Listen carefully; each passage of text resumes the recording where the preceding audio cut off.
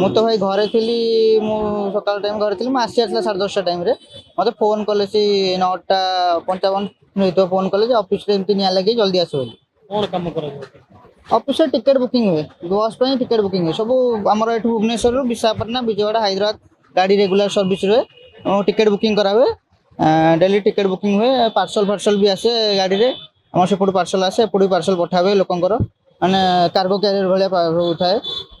ଆମର ସେମିତି ଏଇଟା ଥୁଆ ହେଇଥିଲା ସକାଳୁ, ସେ ମୋତେ ଫୋନ୍ କଲେ ଯେ ଏମିତି ନିଆଁ ଲାଗିଯାଇଛି। ମୁଁ ଆସିଲା ବେଳକୁ ଦେଖିଲି ଏଇଟା ସର୍ଟ ସର୍କିଟ୍, ତା ତଳେ ଗୋଟେ ପାର୍ସଲଟା ଥିଲା।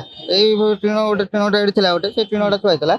ସେ ଟିଣଟା ବୋଧେ ଲାଗିଯାଇଛି, ବେଟ୍ରି ତା ଭିତରେ ଟିକେ ନିଆଁ ଲାଗିଯାଇଛି। କ'ଣ ସେଟା ସ୍ପାର୍କ ଭଳିଆ ହେଲା। ଆଉ ଭାଇ ଜଣେ ବସିଥିଲେ ଇଏରେ ଅଫିସରେ, ସେ ଦେଖିଲେ ସ୍ପାର୍କ ଯେମିତି ହେଉଛି, ସେ ଦୌଡ଼ିକି ବାହାରକୁ ପଳେଇ ଆସିଲେ। ସେଟା ବ୍ଲାଷ୍ଟ ହେଇଗଲା। ବ୍ଲାଷ୍ଟ ବୋମା ହେଉଛି ମାଡ଼ ହେଇଛି ବୋଲି କହୁଛନ୍ତି। ନା, ବୋମା କିଛି ନୁହେଁ। ଆମର ପିଲା ହିଁ ଥିଲେ ନା, ପିଲା ଥିଲେ ଆଉ ଜଣେ ପିଲା ଖାଇବା ପାଇଁ ଯାଇଥିଲେ। ବୋମା କିଛି କେତେ କଣ କ୍ଷୟକ୍ଷତି ହେଇଛି ବୋଲି ଭାବୁଛ? ସେ କମ୍ପ୍ୟୁଟର 2ଟା ପଡ଼ିଯାଇଛି, ଟେବୁଲ୍ ପଡ଼ିଯାଇଛି, ଚେୟାର ପଡ଼ିଯାଇଛି, ଡକୁମେଣ୍ଟ ସବୁ ଇମ୍ପୋର୍ଟାଣ୍ଟ ଡକୁମେଣ୍ଟ ପଡ଼ିଯାଇଛି, ପାର୍ସଲ୍ ବି ସବୁ ପଡ଼ିଯାଇଛି। କେତେବେଳେ ଏଇ ଘଟଣା ଘଟିଲା? ଏଇ ସକାଳ 10:45 ପୂର୍ବରୁ ଖଣ୍ଡେ ହେବ।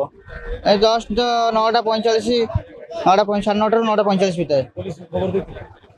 ନା, ପୋଲିସକୁ ଆମେ ଫାଷ୍ଟ ଦମକଳକୁ ଡାକିଥିଲୁ। ସିଏ ଲେଟ୍ କଲେ ଆସିବା ପାଇଁ, ନିଜେ ହିଁ ନିଆଁ ଲିଭେଇବା ପାଇଁ ଟ୍ରାଏ କଲେ। ଆମ ପିଲାମାନେ ନିଜେ ଲିଭେଇଲେ ଆଉ କିଛି। ପୋଲିସ ବର୍ତ୍ତମାନ ଆସି ପହଞ୍ଚିଛି। ହଁ, ପୋଲିସ ପହଞ୍ଚିଲା।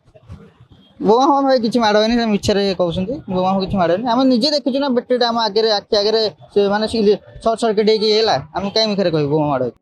जदि आपंक आम भिडी भल लगा तेब आम चैनल को लाइक शेयर और सब्सक्राइब करने को जमा भी भूलु नहीं।